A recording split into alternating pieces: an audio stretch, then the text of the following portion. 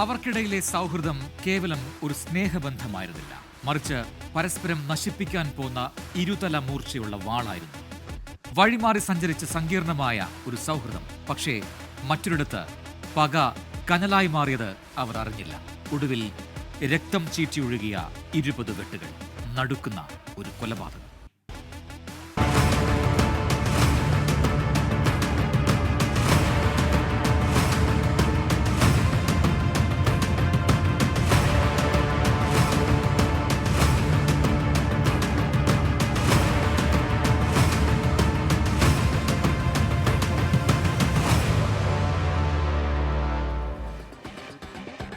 പ്രണയവും പകയും തമ്മിലുള്ള ദൂരം ഒരു കത്തിമുനയുടെ അത്രമാത്രമാണെന്ന് ചരിത്രം പലവട്ടം തെളിയിച്ചിട്ടുണ്ട്. അയാളുടെ പ്രതികാരം കേവലം ഒരു ശിക്ഷ നൽകലായിരുന്നില്ല, മറിച്ച് തന്നിൽ നിന്ന് അപഹരിക്കപ്പെട്ട ആണധികാരത്തിന്റെ വീണ്ടെടുപ്പായിരുന്നു.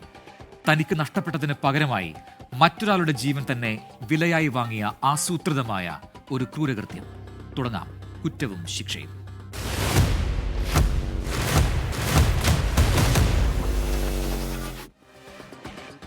രാത്രി ഏറെ വൈകിയാണ് കലാപരിപാടികൾ കഴിഞ്ഞ് അവർ തിരികെ എത്തിയത്. സ്റ്റുഡിയോയിൽ കയറി അല്പം വിശ്രമം. അവിടെ തങ്ങാനുള്ള ചെറിയ സൗകര്യങ്ങളൊക്കെ ഉണ്ട്.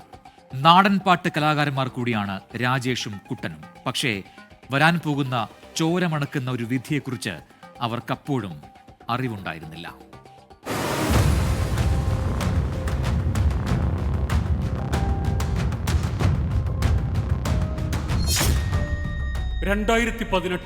മാർച്ച് 27 ചൊവ്വാഴ്ച പുലർച്ചെ 2 മണി. മടവൂർ ജംഗ്ഷൻ, വർക്കല മടത്തറ റോഡ്, പള്ളിക്കൽ, തിരുവനന്തപുരം ജില്ല. തിരുവനന്തപുരം, കൊല്ലം ജില്ലകളുടെ അതിർത്തി പ്രദേശമായ മടവൂർ ജംഗ്ഷൻ. ഇവിടെ പ്രവർത്തിക്കുന്ന സ്ഥലത്തെ പ്രധാനപ്പെട്ട റെക്കോർഡിംഗ് സ്റ്റുഡിയോയാണ് മെട്രാസ് മീഡിയ ആൻഡ് കമ്മ്യൂണിക്കേഷൻസ്. ദേശീയപാത 66നെയും MC റോഡിനെയും ബന്ധിപ്പിക്കുന്ന പ്രധാന റോഡാണെങ്കിലും അർദ്ധരാത്രി പിന്നിട്ടതിനാൽ പൊതുവെ വാഹനങ്ങൾ കുറവാണ്. രാജേഷും കുട്ടനും ആ പുലർച്ചെയും ഉണർന്നിരിക്കുകയായിരുന്നു. അവർ അവിടെ ആ റോഡരികിലുള്ള റെക്കോർഡിംഗ് സ്റ്റുഡിയോയിലുണ്ട്. ഗൾഫിൽ റേഡിയോ ജോക്കിയായിരുന്നു രാജേഷ്. അടുത്ത സുഹൃത്തും കലാകാരനുമാണ് കുട്ടൻ. കൊല്ലം കേന്ദ്രമാക്കി പ്രവർത്തിച്ചിരുന്ന നൊസ്റ്റാൾജിയ എന്ന നാടൻ പാട്ടു സംഘത്തിലെ അംഗങ്ങളായിരുന്നു രാജേഷും കുട്ടനും. തലേന്നു രാത്രിയിൽ നാവായിക്കുളം മുല്ലനെല്ലൂർ ശ്രീകൃഷ്ണ ക്ഷേത്രത്തിൽ ഇവരുടെ സംഘത്തിന് പരിപാടിയുണ്ടായിരുന്നു. ഇതു കഴിഞ്ഞു മടങ്ങും വഴിയാണ് മടവൂരിലെത്തിയ രാജേഷും കുട്ടനും സ്റ്റുഡിയോയിൽ തങ്ങിയത്. രാജേഷിന്റെ തന്നെ ഉടമസ്ഥതയിലുള്ളതാണ് സ്റ്റുഡിയോ.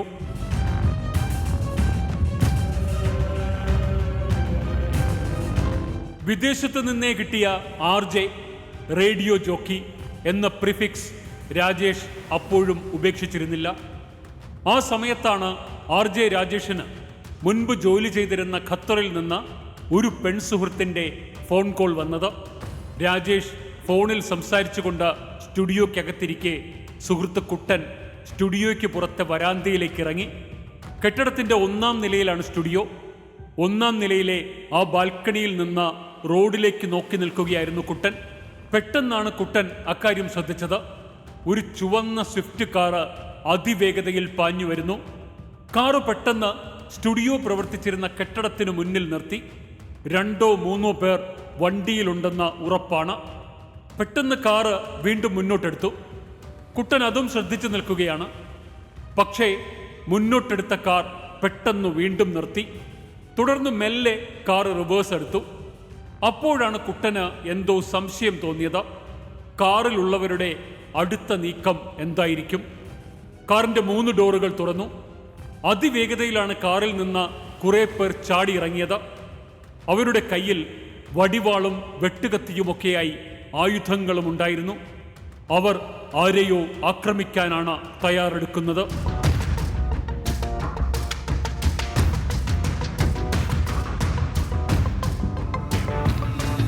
കുട്ടന് അപകടം മണത്തു. അവർ ആരെയോ ആക്രമിക്കാൻ ലക്ഷ്യമിട്ട് തന്നെയാണ് വരുന്നത്. കുട്ടൻ പെട്ടെന്ന് തന്നെ വിവരം രാജേഷിനോട് പറയാൻ സ്റ്റുഡിയോയ്ക്കകത്തേക്ക് കയറി. പക്ഷെ അപ്പോഴേക്കും മുകളിലേക്ക് ആരൊക്കെയോ ഓടിയെടുക്കുന്നതിൻ്റെ ശബ്ദം കേൾക്കാമായിരുന്നു. ഞൊടിയിടയിൽ മുകളിലെത്തിയ അക്രമി സംഘം സ്റ്റുഡിയോയ്ക്കുള്ളിലേക്ക് കയറി. രാജേഷിന് മുന്നറിയിപ്പ് നൽകാൻ കുട്ടനായില്ല. എവിടെടാ രാജേഷ്? വന്നവർ കുട്ടനോട് ആക്രോശിച്ചു. അറിയില്ലെന്ന് പറഞ്ഞതോടെ അക്രമികളിൽ ഒരാൾ വാൾ ഉയർത്തി വീശി. കുട്ടന്റെ കൈക്കാണ് വെട്ടേറ്റത്. അപ്പോഴും സ്റ്റുഡിയോയ്ക്കുള്ളിൽ തൻ്റെ പെൺ സുഹൃത്തുമായി സംസാരിച്ചിരിക്കുകയായിരുന്നു രാജേഷ്. അവിടേക്ക് കടന്നു കയറിയ സംഘം രാജേഷിനെ കണ്ടു. തങ്ങൾ തേടി വന്നത് ഇവനെ തന്നെ. പിന്നെ അവർ രാജേഷിനെ വളഞ്ഞു. അവരുടെ ലക്ഷ്യം രാജേഷ് മാത്രമായിരുന്നു. അക്രമികൾ രാജേഷിനെ തലങ്ങും വിലങ്ങും വെട്ടി. കഴുത്തായിരുന്നു ലക്ഷ്യം. കൂടുതൽ വെട്ടേറ്റതും കഴുത്തിൽ തന്നെ. രാജേഷ് വീണു എന്നുറപ്പാക്കി. ഇനി രാജേഷ് ജീവിതത്തിലേക്ക് മടങ്ങില്ല. ചലനമറ്റ രാജേഷിന്റെ മൃതദേഹത്തിന് മുന്നിൽ അല്പനേരം നോക്കി നിന്നു. പിന്നെ അവർ വേഗം താഴേക്കിറങ്ങി. കാറിൽ കയറിയ അക്രമികൾ അതിവേഗം വാഹനം മുന്നോട്ട് തന്നെ ഓടിച്ചുപോയി.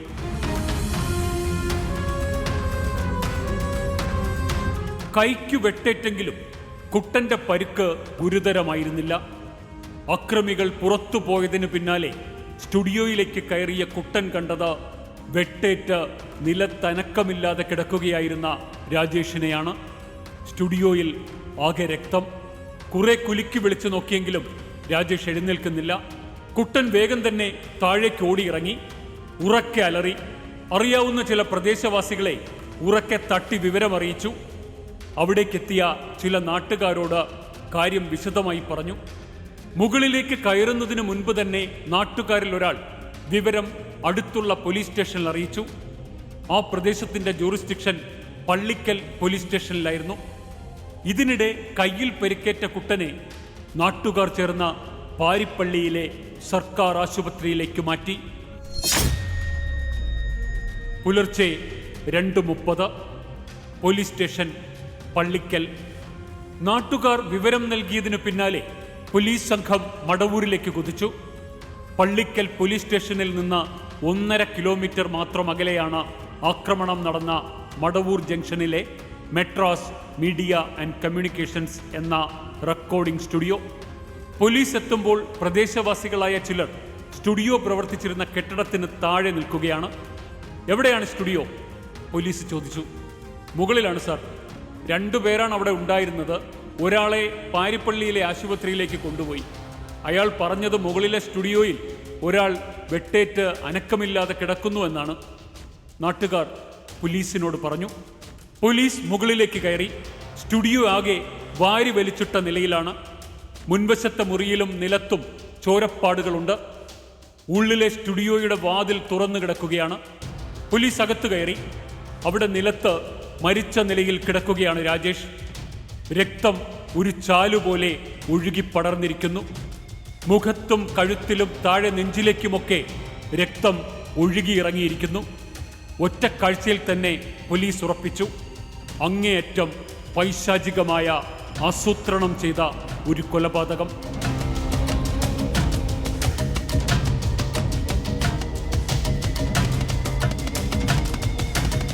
പുറത്തിറങ്ങിയ പോലീസ് സ്ഥലം ബന്ദോബസ്തിലാക്കിയ ശേഷം നാട്ടുകാരുടെ മൊഴി രേഖപ്പെടുത്തി. ആരാണ് ആക്രമിച്ചതെന്ന് നിങ്ങൾ കണ്ടോ? ഇല്ല സാർ, കയ്യിൽ വെട്ടേറ്റ യുവാവാണ് ആദ്യം ഞങ്ങളോട് വിവരം പറയുന്നത്.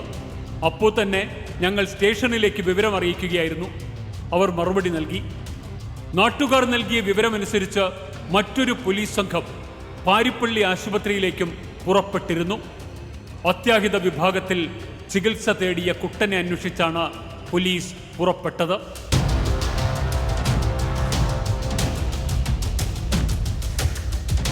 അത്യാഹിത വിഭാഗത്തിൽ കുട്ടനിൽ നിന്ന് പോലീസ് പ്രാഥമിക വിവരങ്ങൾ ചോദിച്ചറിഞ്ഞു. ചുവന്ന സ്വിഫ്റ്റ് കാറിലെത്തിയവരാണ് ആക്രമണം നടത്തിയത്. അവർ 3 പേരുണ്ടായിരുന്നു. രാജേഷിനെ തന്നെയാണ് അവർ ലക്ഷ്യമിട്ടത്. തടയാൻ നോക്കിയ എന്നെയും വെട്ടി. കുട്ടൻ മൊഴി നൽകി. അവരെ മുമ്പ് കണ്ടു പരിചയമുണ്ടോ? പോലീസ് ചോദിച്ചു. ഇല്ല സാർ, അവരെ ഞാൻ കണ്ടിട്ടില്ല, കുട്ടൻ മറുപടി നൽകി. തുടർന്ന് മരിച്ച രാജേഷിന്റെ വിവരങ്ങൾ ചോദിച്ചറിഞ്ഞ ശേഷം കുട്ടനെ തിരുവനന്തപുരം മെഡിക്കൽ കോളേജിലേക്ക് മാറ്റി. രാജേഷ്, വയസ്സ് 34, റേഡിയോ ജോക്കി, സ്വദേശം കിളിമാനൂർ തിരുവനന്തപുരം ജില്ല. ആരാണ് രാജേഷിനെ കൊലപ്പെടുത്തിയത്? എന്താണ് അവർക്ക് രാജേഷിനോട് ഇത്ര പക? പോലീസിന് ലഭിക്കുന്ന ഉത്തരം എന്തായിരിക്കും?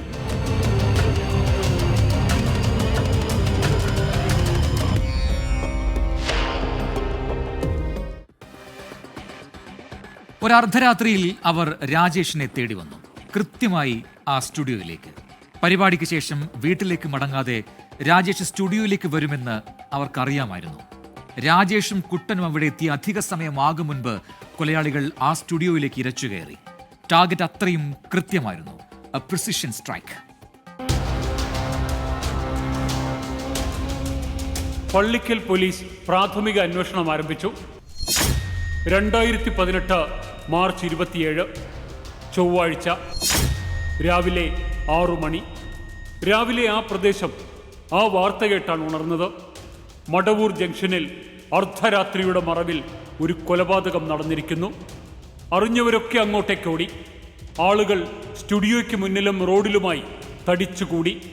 വൈകാതെ പള്ളിക്കൽ പോലീസ് ഇൻസ്പെക്ടർ അടക്കമുള്ള പോലീസ് സംഘം സ്ഥലത്തെത്തി അന്വേഷണം ആരംഭിച്ചു. തിരുവനന്തപുരം കിളിമാനൂരിനടുത്തുള്ള വെള്ളല്ലൂർ സ്വദേശിയാണ് RJ രാജേഷ്. 10 വർഷത്തോളം കേരളത്തിൽ സ്വകാര്യ ചാനലിൽ റേഡിയോ ജോക്കിയായിരുന്ന രാജേഷിന് 2016 ജൂണിൽ ഖത്തറിൽ ജോലി ലഭിച്ചു. 10 മാസം ഖത്തറിൽ ജോലി ചെയ്തു. 2017 മെയ്യിൽ മടങ്ങിയെത്തിയ ശേഷമാണ് റെക്കോർഡിംഗ് സ്റ്റുഡിയോ ആരംഭിച്ചതും നാടൻ പാട്ട് സംഘത്തിൽ ചേർന്നതും. രാജേഷിന് നാട്ടിൽ ഏതെങ്കിലും തരത്തിൽ ശത്രുക്കളുണ്ടോ എന്നാണ് പോലീസ് ആദ്യം പരിശോധിച്ചത്. RJ രാജേഷ് കൊലക്കേസിൽ പള്ളിക്കൽ പോലീസ് FIR രജിസ്റ്റർ ചെയ്തു. പ്രതികൾ കൊലപാതകത്തിൽ നേരിട്ട് പങ്കെടുത്ത അജ്ഞാതരായ 3 പേർ. ഇൻക്വസ്റ്റ് നടപടികൾ പൂർത്തിയാക്കിയ ശേഷം രാജേഷിന്റെ മൃതദേഹം തിരുവനന്തപുരം മെഡിക്കൽ കോളേജ് ആശുപത്രി മോർച്ചറിയിലേക്ക് മാറ്റി. കൊല നടത്തിയത് ഒരു കൊട്ടേഷൻ സംഘമാണെന്ന് പോലീസ് ഏതാണ്ട് ഉറപ്പിച്ചു. കൃത്യം നടത്തിയ രീതി പരിശോധിച്ചാണ് പ്രൊഫഷണൽ കൊട്ടേഷൻ സംഘമാണ് ആക്രമണത്തിന് പിന്നിലെന്ന് വ്യക്തമായത്. കുട്ടന്റെ മൊഴിയിലും രാജേഷിന് ശത്രുക്കൾ ഉള്ളതായി അറിയില്ല. വന്നവരെ കുട്ടൻ ഒരു തരത്തിലും പരിചയവുമില്ല. കൊട്ടേഷൻ സംഘമാണ് വന്നതെങ്കിൽ പിന്നിൽ ആരോ ഉണ്ടാകും. പക്ഷേ അതാരാണ്? രാജേഷിനോട് ആർക്കാണ് ഇത്രയും പക? കൊട്ടേഷൻ കൊടുത്തത് ആരായിരിക്കും? പോലീസിനെ കുഴക്കിയ ചോദ്യങ്ങൾ നിരവധിയായിരുന്നു. അത് രാജേഷിനെ ലക്ഷ്യം വെച്ചു മാത്രമുള്ള കൊട്ടേഷനായിരുന്നു എന്നത് വ്യക്തമാണ്. അതുകൊണ്ടാണ് കുട്ടനെ സംഘം കൊലപ്പെടുത്താതിരുന്നത്. പക്ഷെ പ്രതികളിലേക്കെത്താൻ ഒരു തുമ്പും ലഭ്യമല്ല. ആകെ അറിയാവുന്നത് പ്രതികൾ എത്തിയ ചുവന്ന സ്വിഫ്റ്റ് കാറ് എന്നതു മാത്രമാണ്. കുട്ടന്റെ സാക്ഷിമൊഴിയാണ്. ഈ ചുവന്ന സ്വിഫ്റ്റ് കാർ മാത്രമാണ് അക്രമികളിലേക്ക് എത്താനുള്ള ഏക പിടിവള്ളി. മരണവിപ്രാളത്തിൽ ഭയന്ന കുട്ടൻ കാറിന്റെ നമ്പർ ശ്രദ്ധിച്ചിരുന്നില്ല. കൊലപാതകം നടന്ന ദിവസത്തെ മടവൂർ പ്രദേശത്തെ CCTV ദൃശ്യങ്ങൾ പോലീസ് ശേഖരിച്ചു. ആ ദൃശ്യങ്ങളുടെ പരിശോധനയിൽ നിന്ന് ഒരു ലീഡ് പോലീസിന് ലഭിച്ചു. ദൃശ്യങ്ങളിലൊന്നിൽ സംശയാസ്പദമായ രീതിയിൽ ഒരു ചുവന്ന സ്വിഫ്റ്റ് കാർ സഞ്ചരിക്കുന്ന ദൃശ്യങ്ങൾ. കുട്ടനും അതുറപ്പിച്ചു. കാർ അതുതന്നെ. പിന്നെ ആ കാറ് കണ്ടെത്താനുള്ള ശ്രമം ആരംഭിച്ചു. അന്വേഷണം അങ്ങനെ മുന്നോട്ടു പോകുന്നതിനിടെയാണ് ഈ കാർ കായംകുളത്തിന് സമീപം ഉപേക്ഷിച്ച നിലയിൽ കണ്ടെത്തിയത്. അന്വേഷണത്തിൽ ആദ്യ വഴിത്തിരിവ്.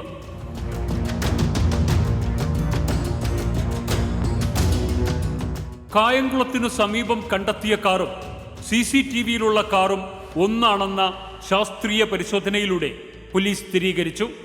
ഇതോടെയാണ് കാറിന്റെ ഉടമയിലേക്ക് പോലീസ് എത്തിയത്. പക്ഷെ ഉടമയ്ക്ക് പറയാനുണ്ടായിരുന്നത് മറ്റൊരു കഥയായിരുന്നു. താൻ ഈ കാറ് കായംകുളത്തുള്ള ഒരാൾക്ക് വാടകയ്ക്ക് നൽകിയതാണെന്നതായിരുന്നു ഉടമയുടെ മറുപടി. ആരാണ് അയാൾ? അയാളെക്കുറിച്ച് തനിക്കറിയാവുന്ന വിവരങ്ങൾ ആ ഉടമ നൽകി. ഇതോടെയാണ് കൊലയാളി സംഘത്തിലേക്കുള്ള ആദ്യ സൂചന പോലീസിന് ലഭിച്ചത്. പള്ളിക്കൽ പോലീസ് അതിനോടകം തന്നെ സൈബർ സെല്ലിന്റെ സഹായവും അന്വേഷണത്തിനായി തേടിയിരുന്നു. കൊലപാതകം നടന്ന മാർച്ച് 27 പുലർച്ചെ 1 മണിക്കും 3 മണിക്കുമിടയിൽ മടവൂർ സ്റ്റുഡിയോ പരിസരത്ത് സജീവമായിരുന്ന മൊബൈൽ ഫോൺ നമ്പറുകളാണ് പോലീസ് പരിശോധിച്ചത്. കൂട്ടത്തിൽ കാറിന്റെ ഉടമയിൽ നിന്ന് ലഭിച്ച ഫോൺ നമ്പറും സൈബർ സെല്ലിന് കൈമാറി. സംഭവ സമയത്ത് കായംകുളത്ത് നിന്നുള്ള ചില നമ്പറുകൾ ഈ ടവർ പരിധിയിലുണ്ടായിരുന്നതായും കൊലപാതകത്തിന് ശേഷം ഇവ സ്വിച്ച് ഓഫ് ആയതായും സൈബർ സെൽ കണ്ടെത്തി. ഇതോടെ പ്രതികളെക്കുറിച്ചുള്ള ഏകദേശ ധാരണ പോലീസിന് ലഭിച്ചു. 2 പേരുകൾ പോലീസിന് ഉറപ്പിക്കാനായി. 2 പേരും കൊട്ടേഷൻ ടീം അംഗങ്ങൾ തന്നെ. ഒരാൾ അപ്പുണ്ണി, മറ്റൊന്ന് തൻസീർ. ഇവർ തന്നെയാണ് ആക്രമണത്തിന് പിന്നിലെന്ന് കരുതാൻ പാകത്തിനുള്ള പല തെളിവുകളും അന്വേഷണത്തിൽ പോലീസിന് ലഭിച്ചു. ഇവർക്കായുള്ള തെരച്ചിൽ ഊർജിതമാക്കാൻ തന്നെ പോലീസ് തീരുമാനിച്ചു. അപ്പോഴേക്കും ഇരുവരും ഒളിവിൽ പോയിരുന്നു. പക്ഷെ കുട്ടൻ നൽകിയ മൊഴിപ്രകാരം 3-മതൊരാൾ കൂടി കൊട്ടേഷൻ സംഘത്തിലുണ്ട്. ഇയാളെക്കുറിച്ച് ഒരു സൂചനയും പോലീസിന്റെ പക്കലുണ്ടായിരുന്നില്ല. ഇതിനോടൊപ്പം തന്നെ ആക്രമണം നടക്കുമ്പോൾ രാജേഷ് സംസാരിച്ചു കൊണ്ടിരുന്ന ഫോൺ കോൾ കൂടി പോലീസ് പരിശോധിച്ചു.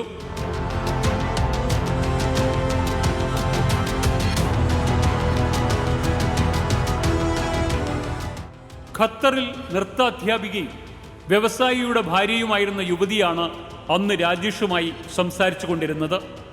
വൈകാതെ പോലീസ് ഈ യുവതിയുടെ ഫോണിൽ ബന്ധപ്പെട്ടു. യുവതിയുമായുള്ള സംസാരം പോലീസിന് വലിയൊരു ബ്രേക്ക് ത്രൂ ആയി. രാജേഷും യുവതിയും തമ്മിലുണ്ടായിരുന്ന സൗഹൃദത്തെ യുവതിയുടെ ഭർത്താവും ഖത്തറിൽ വ്യവസായിയുമായിരുന്ന അബ്ദുൾ സത്താർ എതിർത്തിരുന്നു. സംഭവത്തിൽ അബ്ദുൾ സത്താറിന് രാജേഷിനോട് കടുത്ത പകയുണ്ടായിരുന്നതായി പോലീസിന് തെളിവുകൾ ലഭിച്ചു. സത്താറിന്റെ ഒരു വിശ്വസ്ത ജീവനക്കാരൻ ഓച്ചിറയിലുണ്ടെന്നും അയാളാണ് എല്ലാ കാര്യങ്ങളിലും സത്താറിനൊപ്പം നിൽക്കുന്നതെന്നും പോലീസിന് മനസ്സിലായി. ഓച്ചിറ മേമന പനച്ചമുട്ടിൽ സ്വദേശി മുഹമ്മദ് സാലിഹ്. അയാളെ കൂടി ഇനി കിട്ടണം. മുഹമ്മദ് സാലിഹ് എന്ന സാലി കൊലപാതകം നടന്നതിന്റെ സമീപ ദിവസങ്ങളിൽ അപ്പുണ്ണിയെ സ്വാലിഹ് ബന്ധപ്പെട്ടിരുന്നുവെന്ന വിവരങ്ങൾ പോലീസിന് ലഭിച്ചു. ഇതോടെ കൊട്ടേഷൻ സംഘത്തിലെ 3-മൻ സാലിഹ് തന്നെയെന്ന് പോലീസ് ഉറപ്പിക്കുകയായിരുന്നു. മാത്രമല്ല, ഖത്തറിൽ സത്താറിന്റെ കമ്പനിയിൽ ജോലിയുള്ള സ്വാലിഹ് അടുത്തിടെ നാട്ടിൽ വന്നു പോയതിന്റെ തെളിവുകളും പോലീസിന് ലഭിച്ചു. യാത്രാദിനങ്ങൾ കൃത്യമായി ശേഖരിക്കാൻ ഇമിഗ്രേഷനിൽ ആവശ്യപ്പെട്ടു. ശാസ്ത്രീയ തെളിവുകൾ ഉൾപ്പെടെ സ്വാലിഹിനെതിരെ അന്വേഷണ സംഘം നീങ്ങി. ഒരാഴ്ചയ്ക്കുള്ളിൽ തന്നെ ആദ്യ പ്രതിയായ സ്വാലിഹിനെ വിദേശത്ത് നിന്ന് നാട്ടിലെത്തിച്ച ആറ്റിങ്ങൽ ഡിവൈഎസ്പി ആയിരുന്ന പി അനിൽകുമാറിന്റെ നേതൃത്വത്തിലുള്ള അന്വേഷണ സംഘം അറസ്റ്റ് ചെയ്തു. തിരുവനന്തപുരം വിമാനത്താവളത്തിൽ വെച്ചാണ് അലിഭായി എന്നറിയപ്പെടുന്ന മുഹമ്മദ് സാലിഹ് അറസ്റ്റിലായത്. പിന്നാലെ കൊട്ടേഷൻ സംഘാംഗമായ തൻസീറിനെ പോലീസ് കസ്റ്റഡിയിലെടുത്തു.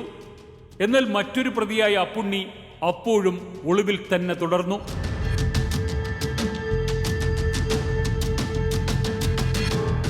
കൊലപാതകം കഴിഞ്ഞയുടൻ അപ്പുണ്ണി കേരളം വിട്ട് ചെന്നൈയിലേക്കും തമിഴ്നാട്ടിലെ മറ്റു ഭാഗങ്ങളിലേക്കും ഒളിവിൽ പോയിരുന്നു. അപ്പുണ്ണിയുടെ സുഹൃത്തുക്കളുടെയും ബന്ധുക്കളുടെയും ഫോൺ കോളുകൾ ഇതിനിടെ പോലീസ് നിരന്തരം നിരീക്ഷിച്ചു. ഇവരുമായി അപ്പുണ്ണി ബന്ധപ്പെടുന്നുണ്ടെന്ന് വൈകാതെ സൈബർ സെല്ല് കണ്ടെത്തി. 1-ാം പ്രതി അബ്ദുൾ സത്താർ വിദേശത്ത് നിന്ന് അപ്പുണ്ണിയുടെ അമ്മയുടെ ബാങ്ക് അക്കൗണ്ടിലേക്ക് 1,00,000 രൂപ അയച്ചതിന്റെ വിവരങ്ങളും പോലീസ് കണ്ടെത്തി. ഇതോടെ അപ്പുണ്ണിയുടെ ഒളിത്താവളത്തെക്കുറിച്ച് പോലീസിന് വ്യക്തമായ സൂചന ലഭിച്ചു. പോലീസ് വലമുറുക്കിയെന്നുറപ്പായതോടെ തമിഴ്നാട്ടിലെ ഒളിവ് കേന്ദ്രത്തിൽ നിന്ന് പുറത്തു വന്ന അപ്പുണ്ണി പോലീസിന് മുന്നിൽ കീഴടങ്ങുകയായിരുന്നു. കേസിൽ നേരിട്ടും അല്ലാതെയും പ്രതികളെന്ന് സംശയിക്കുന്ന മറ്റ് 9 പേരെ കൂടി പോലീസ് പിടികൂടിയിരുന്നു. ഇതോടെ RJ രാജേഷ് വധക്കേസിൽ ആകെ 12 പ്രതികളെ പോലീസ് പിടികൂടി. അറസ്റ്റിലായ പ്രധാന പ്രതികളിൽ നിന്നാണ് കൊട്ടേഷൻ കൊലപാതകത്തിന്റെ കൂടുതൽ വിവരങ്ങൾ പോലീസിന് ലഭിച്ചത്. മറഞ്ഞിരിക്കുന്ന ഒരു സൂത്രധാരനുണ്ടെന്നും പോലീസ് ഉറപ്പിച്ചു.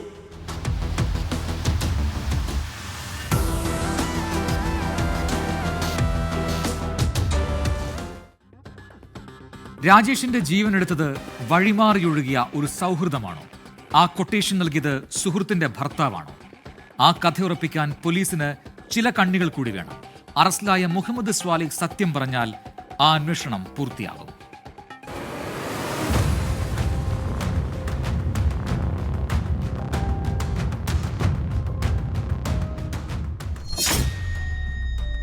വർഷം 2016. നാട്ടിൽ റേഡിയോ ജോക്കിയായിരുന്ന രാജേഷ് 2016 ഖത്തറിലെത്തുന്നത്. ദോഹ ആസ്ഥാനമായി പ്രവർത്തിക്കുന്ന സ്വകാര്യ FM സ്റ്റേഷനിൽ റേഡിയോ ജോക്കിയായി ജോലി ലഭിച്ചതോടെയായിരുന്നു രാജേഷിൻ്റെ പ്രവാസ ജീവിതം തുടങ്ങുന്നത്. വൈകാതെ RJ രാജേഷ് ഖത്തർ മലയാളികൾക്കിടയിൽ പ്രശസ്തനായി. ഇതിനിടെയാണ് ഓച്ചിറ സ്വദേശിയും ഖത്തറിലെ വ്യവസായിയുമായ അബ്ദുൾ സത്താറിൻ്റെ ഭാര്യയും നൃത്താധ്യാപികയുമായ യുവതിയെ രാജേഷ് പരിചയപ്പെടുന്നത്. രാജേഷുമായുള്ള ഭാര്യയുടെ സൗഹൃദം പക്ഷേ ഭർത്താവ് സത്താറിന് ഇഷ്ടമായിരുന്നില്ല. ആ കുടുംബജീവിതം തകരാൻ പോലും അതിടയാക്കി. ആ സൗഹൃദം തുടരുന്നതിനെ നിരവധി തവണ സത്താർ എതിർത്തിരുന്നു. എന്തായാലും സത്താറിന് രാജേഷിനോട് തീർത്താൽ തീരാത്ത പകയായി. സ്വന്തം സ്റ്റുഡിയോ എന്ന ലക്ഷ്യവുമായി 2017 മെയ്യിൽ രാജേഷ് നാട്ടിലേക്ക് മടങ്ങി. പക്ഷേ ആ യുവതിയുമായി സൗഹൃദം തുടർന്നു. വർഷം 2017. സത്താർ തൻ്റെ വിശ്വസ്തനായ സ്വാലിഹിനെ വിളിച്ചു. ആവശ്യം പറഞ്ഞു. സത്താറും മുഹമ്മദ് സാലിഹ് എന്ന സാലിയും ഖത്തറിൽ വച്ചാണ് കൊലപാതകം ആസൂത്രണം ചെയ്തത്. സത്താറിൻ്റെ ആവശ്യം നടപ്പിലാക്കാൻ സാലി തീരുമാനിച്ചു. സാലി തൻ്റെ സുഹൃത്തും സാത്താൻ ചങ്സ് എന്ന കൊട്ടേഷൻ സംഘത്തിൻ്റെ തലവനുമായ കായംകുളം പുള്ളിക്കണക്ക് ദേശത്തിനകം സ്വദേശി അപ്പുണ്ണിയെ കൊലപാതകത്തിനായി കൂട്ടുപിടിച്ചു. അപ്പുണ്ണിയുടെ നേതൃത്വത്തിലുണ്ടായിരുന്ന സാത്താൻ ചങ്സ് എന്ന വാട്സപ്പ് കൂട്ടായ്മ വഴിയായിരുന്നു തുടർന്നുള്ള ആസൂത്രണങ്ങൾ. ഈ ഗ്രൂപ്പിൻ്റെ ഒത്തുചേരൽ എന്ന വ്യാജേന കൊല്ലം ശക്തികുളങ്ങര സ്വദേശിയായ ബി സനു വാടകയ്ക്ക് താമസിച്ചിരുന്ന വീട്ടിൽ 2 ദിവസം താമസിച്ചാണ് അപ്പുണ്ണിയും കൂട്ടാളികളും കൊലപാതകം ആസൂത്രണം ചെയ്തത്.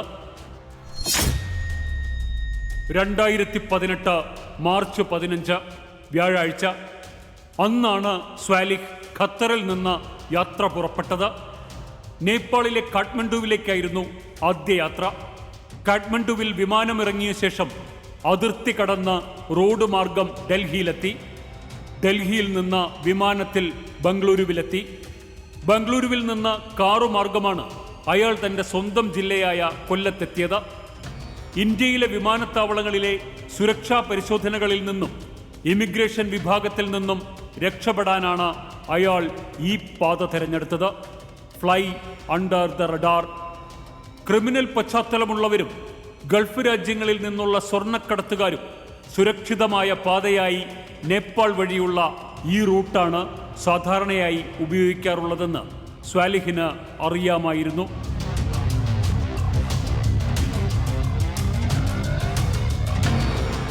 അന്വേഷണം ഒരു കാരണവശാലും തന്നിലേക്കോ സത്താറിലേക്കോ എത്താതിരിക്കാൻ വേണ്ടിയായിരുന്നു ഈ റൂട്ട് തിരഞ്ഞെടുത്തത്. ഇന്ത്യയിലേക്ക് താൻ എത്തിയിട്ടേ ഇല്ല എന്ന് തെളിയിക്കാൻ വേണ്ടിയായിരുന്നു സ്വാലിഹിൻ്റെ ഈ നീക്കം. കായംകുളത്തെത്തിയ ശേഷം കാറ് വാടകയ്ക്കെടുത്ത പ്രതികൾ പലതവണ രാജേഷിനെ പിന്തുടർന്നു. മടവൂരിലെ രാജേഷിൻ്റെ സ്റ്റുഡിയോയും പരിസരവും പ്രതികൾ നേരത്തെ തന്നെ നോക്കി മനസ്സിലാക്കിയിരുന്നു. പ്രോഗ്രാമുള്ള ദിവസം വൈകി എത്തിയിരുന്ന രാജേഷ് വീട്ടിലേക്ക് പോകാതെ മടവൂരിലെ സ്റ്റുഡിയോയിൽ തങ്ങുന്ന കാര്യം ഇങ്ങനെയാണ് പ്രതികൾ മനസ്സിലാക്കിയത്. ഇതിനു പിന്നാലെയാണ് മാർച്ച് 27 പ്രതികൾ ചേർന്ന് രാജേഷിനെ ക്രൂരമായി കൊലപ്പെടുത്തിയത്. കൊലപാതകം നടത്തിയ ശേഷം വന്ന വഴി തന്നെ അയാൾ ഖത്തറിലേക്ക് മടങ്ങാനും തിരഞ്ഞെടുത്തു. യാത്രാ വിവരങ്ങളിൽ ഖത്തറിൽ നിന്ന് നേപ്പാളിൽ വന്ന് ഖത്തറിലേക്ക് തന്നെ മടങ്ങി എന്ന് മാത്രമായിരുന്നു ഉണ്ടായിരുന്നത്. പക്ഷെ ചോദ്യം ചെയ്യലിൽ പിടിച്ചു നിൽക്കാൻ അയാൾക്ക് കഴിഞ്ഞില്ല. ഒന്നാം പ്രതിയായ സത്താറിനെ ഖത്തറിൽ നിന്ന് നാട്ടിലെത്തിക്കാൻ പക്ഷേ പോലീസിന് സാധിച്ചില്ല. ഖത്തർ സർക്കാർ സാമ്പത്തിക കുറ്റം ചുമത്തിയിട്ടുള്ള ആളായിരുന്നു സത്താർ. ഇയാൾക്ക് യാത്രാവിലക്ക് ഏർപ്പെടുത്തിയിട്ടുണ്ടായിരുന്നു. രാജ്യം വിടാൻ കഴിയില്ല. സത്താറിനെ നാട്ടിലെത്തിക്കാൻ സാധിക്കാതെ വന്നതോടെ അയാളെ ഒഴിവാക്കി പോലീസ് കോടതിയിൽ കുറ്റപത്രം സമർപ്പിച്ചു. അബ്ദുൾ സത്താർ 1-ാം പ്രതി, വയസ്സ് 40, ഓച്ചിറ, കൊല്ലം. മുഹമ്മദ് സ്വാലിഹ് എന്ന അലിഭായ് 2-ാം പ്രതി, വയസ്സ് 26, ഓച്ചിറ, കൊല്ലം. അപ്പുണ്ണി എന്ന അപ്പു 3-ാം പ്രതി, വയസ്സ് 35, കായംകുളം, ആലപ്പുഴ. തൻസീർ എന്നയാളെ 4-ാം പ്രതിയായി ചേർത്തിരുന്നു. പക്ഷെ തെളിവുകളുടെ അഭാവത്തിൽ പിന്നീട് കുറ്റവിമുക്തനായി. തിരുവനന്തപുരം സെഷൻസ് കോടതിയിലായിരുന്നു കേസിന്റെ വിചാരണ നടപടികൾ.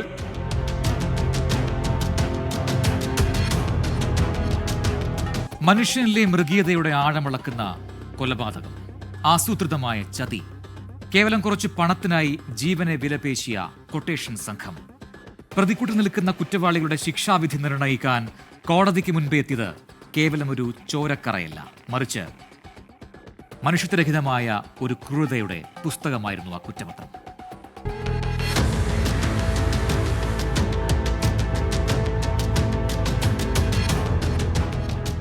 ഇരുപതിലേറെ വെട്ടുകളാണ് രാജേഷിന്റെ ശരീരത്തിലുണ്ടായിരുന്നത്. അതിൽ ഭൂരിഭാഗവും രാജേഷിന്റെ കഴുത്തിലായിരുന്നു. അതായത് കൊലപ്പെടുത്താൻ തന്നെ ഉദ്ദേശിച്ചുകൊണ്ടാണ് പ്രതികൾ സ്റ്റുഡിയോയിലേക്ക് കയറി വന്നതും ആക്രമണം നടത്തിയതും എന്ന് വ്യക്തം. തൻ്റെ കുടുംബം തകർത്തവനെ ഇല്ലാതാക്കണമെന്ന സത്താറിന്റെ നിശ്ചയമായിരുന്നു ക്രൂരമായ ആ കൊലപാതകത്തിലേക്ക് നയിച്ചത്. റേഡിയോ ജോക്കി രാജേഷ് വധക്കേസിൽ 2ഉം 3ഉം പ്രതികളായ മുഹമ്മദ് സ്വാലിഹിനും അപ്പുണ്ണിക്കും കോടതി ശിക്ഷ വിധിച്ചു. ജീവപര്യന്തം കഠിന തടവാണ് 2 പ്രതികൾക്കും തിരുവനന്തപുരം അഡീഷണൽ സെഷൻസ് കോടതി വിധിച്ചത്.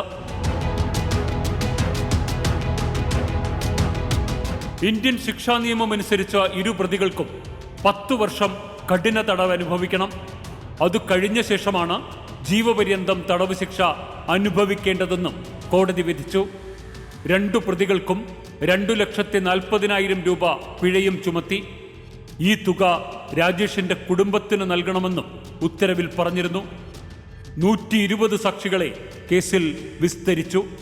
51 തൊണ്ടിമുതലുകൾ, 328 രേഖകൾ കോടതി ഈ കേസിനായി പരിശോധിച്ചു. അതേസമയം തൻസീർ ഉൾപ്പെടെ 4 മുതൽ 12 വരെയുള്ള പ്രതികളെ കോടതി വെറുതെ വിട്ടു. വിചാരണാവേളയിൽ രാജേഷിന്റെ സുഹൃത്തും കൊലപാതകത്തിന്റെ പ്രധാന സാക്ഷിയുമായ കുട്ടൻ പ്രതികളെ തിരിച്ചറിഞ്ഞു. പക്ഷേ 2ാം ഘട്ട സാക്ഷി വിസ്താരത്തിൽ കുട്ടൻ കൂറുമാറി. കേസിന് തിരിച്ചടിയായേക്കാവുന്ന നീക്കമായിട്ടും കുട്ടന്റെ ആദ്യമൊഴി സ്വീകരിച്ച കോടതി പ്രതികളെ ശിക്ഷിക്കുകയായിരുന്നു. പ്രോസിക്യൂഷനുണ്ടായ വീഴ്ച കാരണം വിചാരണയ്ക്കിടെ സർക്കാർ അഭിഭാഷകനെ മാറ്റി നിയമിക്കേണ്ടി വന്നതും കേസിനെ പ്രതികൂലമായി ബാധിച്ചു. കേസിലെ 1ാം പ്രതിയും ഖത്തറിലെ വ്യവസായിയുമായ അബ്ദുൾ സത്താറിനെ പിടികൂടാൻ കഴിയാത്തത് കേസിനെ വിവാദത്തിലാക്കി. സത്താറിനെ പിടികൂടാത്തതിനാൽ ഇയാളെ മാറ്റി നിർത്തിയാണ് കേസിൽ വിചാരണ പൂർത്തിയായതും ശിക്ഷാവിധി വന്നതും.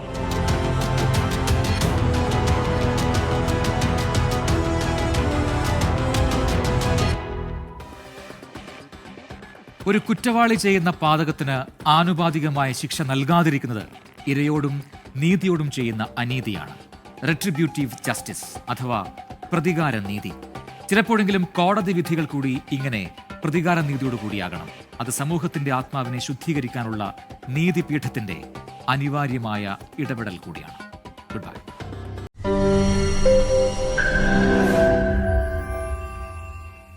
ലോകത്തെവിടെയായാലും ഏത് സമയത്തും 24 വാർത്തകളും ഓഗ്മെന്റഡ് റിയാലിറ്റി പാക്കേജുകളും എക്സ്പ്ലെയിനറുകളും വിശദമായി കാണാൻ ഞങ്ങളുടെ യൂട്യൂബ് ചാനൽ നിങ്ങൾക്ക് സബ്സ്ക്രൈബ് ചെയ്യാം.